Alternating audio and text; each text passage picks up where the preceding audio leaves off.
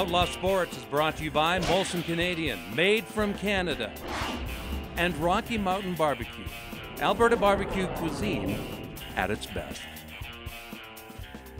Ian Busby of the Calgary Sun joins us, and I'll tell you what, McMahon Stadium is going to be an interesting place this week. The Stampeders go into Toronto. Bad. I don't remember them playing so poorly for a lot of years in that first half against Toronto.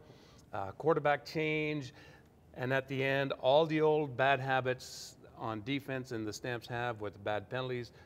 They threw that great, beautiful comeback away, let the Argos off the hook. Okay, fair enough. So they're going to finish third. We pretty much accepted that.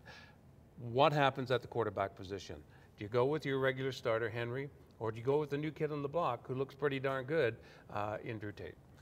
This is a real conundrum for the Stamps right now because you've got 3 games left in this year. If you look at the schedule, Saskatchewan's coming in here. That should be an easy victory.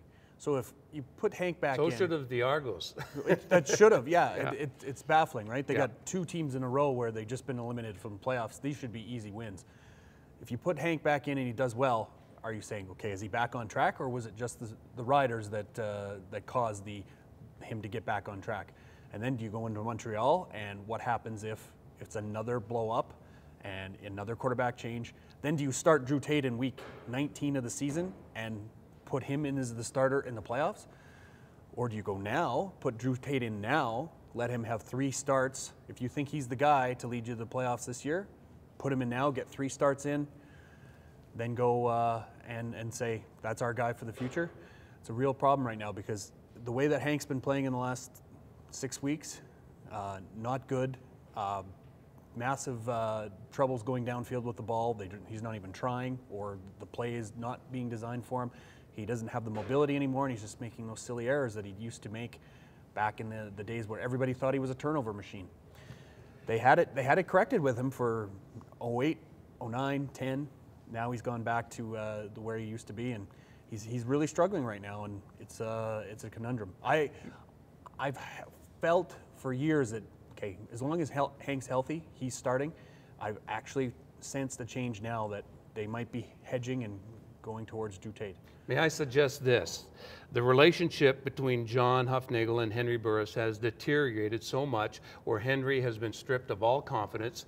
He's afraid to gamble and play loose in fear of making a mistake. And once you start doing that, you underthrow, you start playing mental games with yourself. It started at the start of the season. Hufnagel brought him into the office. They've had fights over lifestyle, over bonuses, and I think it's all just gone to Henry's head, and he's having a confidence problem. Now, a good manager of talent is going to do this, Ian. He's going to protect his stars, because that is your meal ticket. I think John Hufnagel has thrown Henry under the bus. He doesn't have any confidence left. I don't think this is the end of the road for Henry Burris. I think he'll end his career in Toronto, but I think his end of the line with the Stampeders could be this year. Yep, I have to agree with you, and it's funny because you look at everything that Henry Burris has done for this organization, and the Grey Cup win in 2008, and solidifying that position when for the years previous to that it wasn't solidified and they had trouble figuring out who was the guy. You have to get to the root of the problem. Why would they do this? They just want to move on from Henry Burris, and this is the way that they're going to do it. It's not a very cool move to do, right? But this is a weird year because Joffrey Reynolds had his spot for many, many years, and it was taken over by John Cornish. Now that looked like the right move to do. Yep. Is this going to be the right move to go to Drew Tate, to get rid of Henry Burris and let him go somewhere else and have the ability to beat you in future games? It's going to be an interesting, as you said, an interesting week. Oh, sure. An interesting rest of the year. I was thinking they were going to go into Toronto, wipe the floor with the Argos, and then suddenly you think, well, what else do they? Is there any intrigue with this team the rest of the year? They're going to stay in the playoff race and then hopefully have a home playoff date, which they want. But it'll be the first time since 2007 they don't have a home playoff date, and that's concerning for the organization. They need that revenue for going forward. That's money lost, and you know who it falls on, right? Yep. Now let's not take anything away from Drew Tate. I mean, right now he's coming off the bench and he's looking great. With the Stamps, you know, you give Henry the ball and let him try and do his things, try and regain his confidence, and then you bring Drew Tate off the bench if that's the case. Now, if you go Drew Tate and he craps the bed, then you go back to the old guy. I mean, what do you do there? How you? Right. It's a balancing act. That's why this is a crucial turning point in the franchise. They have to figure it out, and they have to hope everything gets smoothed out with the way they want to do it. And whatever decision they make, it's a tough one, right?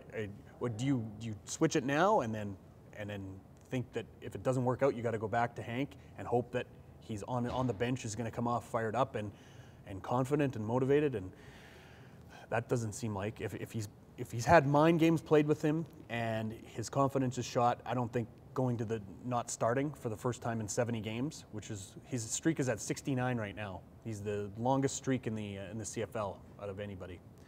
I don't think it's going to help. It's a tough pickle they're in right now. Yep. Well, you knew something was happening when they signed Drew Tate and gave him a huge signing bonus. You knew this was the guy they wanted. This was the quarterback of the future. We'll just have to see what's going to happen in the following days. Can utility be a poster? Can utility keep you up at night, dreaming? Can utility put thoughts in your head? Depends on what you mean by utility. Introducing the new Porsche Cayenne and Cayenne S Hybrid. Lighter, more agile, more efficient. More Porsche than ever.